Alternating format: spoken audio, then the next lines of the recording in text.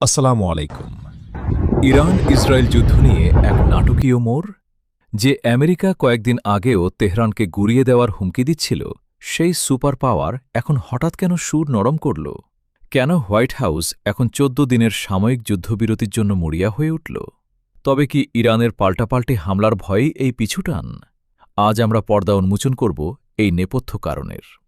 ২৮ ফেব্রুয়ারি থেকে শুরু হওয়া এই যুদ্ধে ইরান দেখিয়ে দিয়েছে তারা আগের চেয়ে অনেক বেশি শক্তিশালী।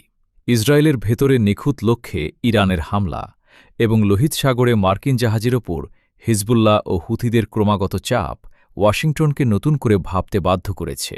সামরিক বিশ্লেষকদের মতে আমেরিকা বুঝতে পেরেছে সরাসরি ইরানের সাথে পূর্ণাঙ্গ যুদ্ধে জড়িয়ে পড়া মানে পুরো মধ্যপ্রাচ্যে মার্কিন স্বার্থ চিরতরে শেষ হয়ে যাওয়া। তেলের দাম আকাশচুম্বী হওয়া আর বিশ্ব অর্থনীতিতে ধস নামার ভয়ে কি তবে এই বিরতি?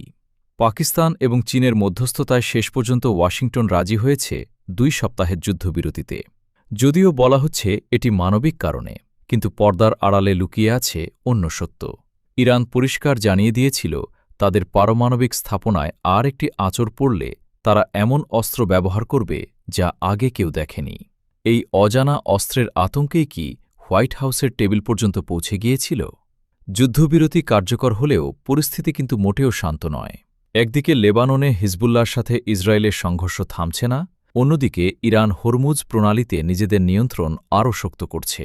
প্রশ্ন উঠেছে, এই ১৪ দিন কি আসলেই শান্তির জন্য, নাকি ইরানকে শান্ত করতে আমেরিকা এটি একটি সময় কেনার কৌশল হিসেবে ব্যবহার করছে?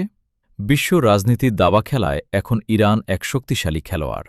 আমেরিকার এই যুদ্ধবিরতিতে যাওয়াকে অনেকেই ইরানের নৈতিক জয় হিসেবে দেখছেন।